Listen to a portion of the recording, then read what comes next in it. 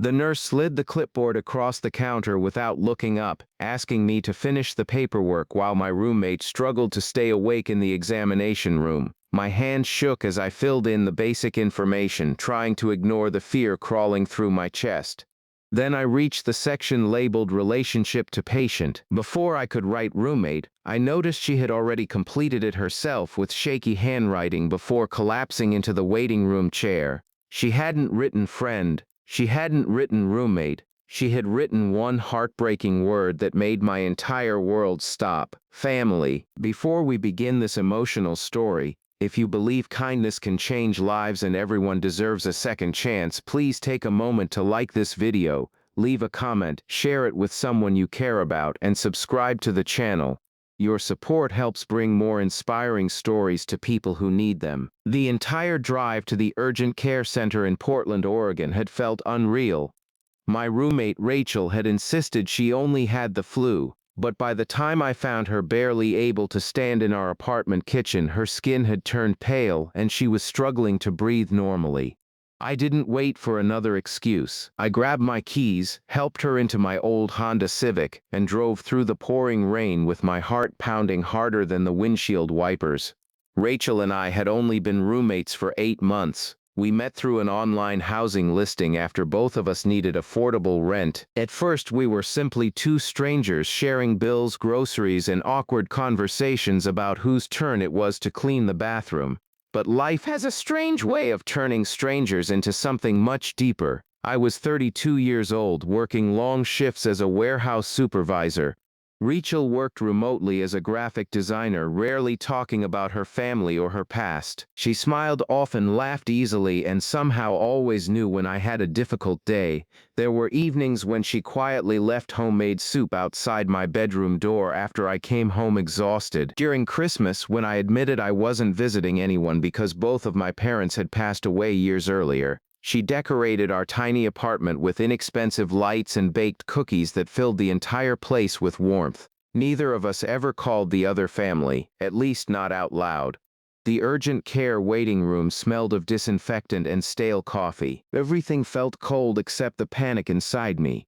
While the nurse took Rachel into an examination room, I remained outside with the clipboard, trying to answer questions I barely knew. Emergency contact, insurance, medical history. Then came that word, relationship.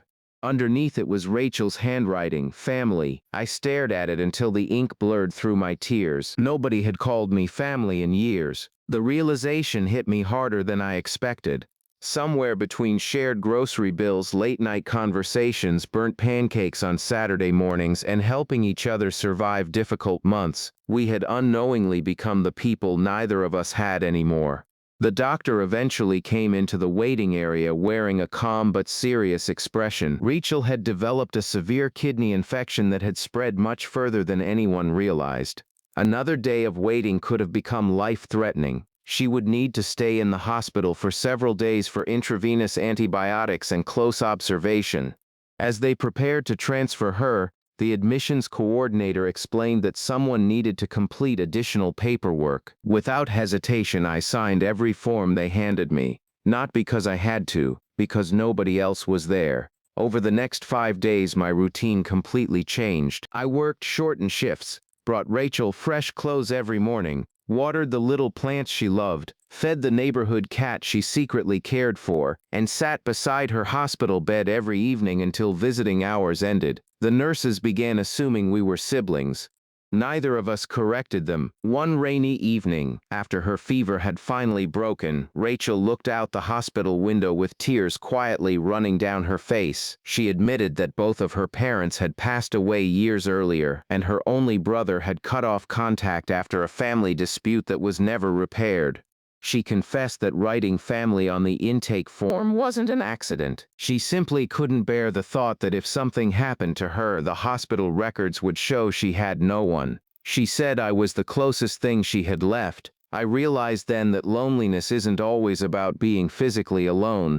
Sometimes it's believing that nobody would show up when everything falls apart. That week changed both of us forever. When Rachel finally returned home, our apartment no longer felt like temporary housing. It felt like home. We started eating dinner together almost every night instead of separately in our rooms. We celebrated birthdays that had previously gone unnoticed.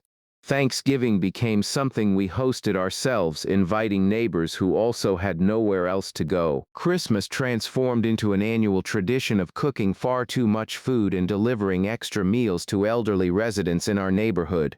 What began as two strangers splitting rent slowly became a family built entirely by choice. 3 years later, Rachel received wonderful news.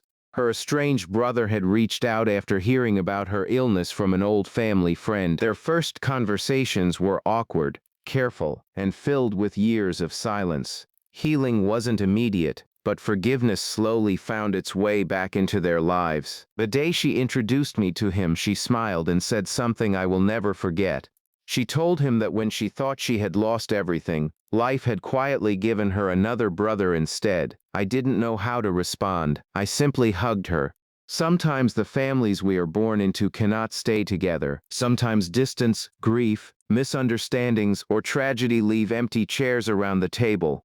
But life has an incredible way of filling those empty seats with people we never expected, people who arrive as neighbors, co-workers, classmates, or simply roommates looking for an affordable apartment. The word family isn't always written by blood. Sometimes it's written through kindness repeated over ordinary days until one unexpected moment reveals what has been growing all along. If that urgent care visit had never happened, I might never have known what Rachel truly thought of me. A single word on a medical form changed the way I understood love, loyalty, and belonging forever. If this story touched your heart, please write the words "family is chosen too" in the comments below.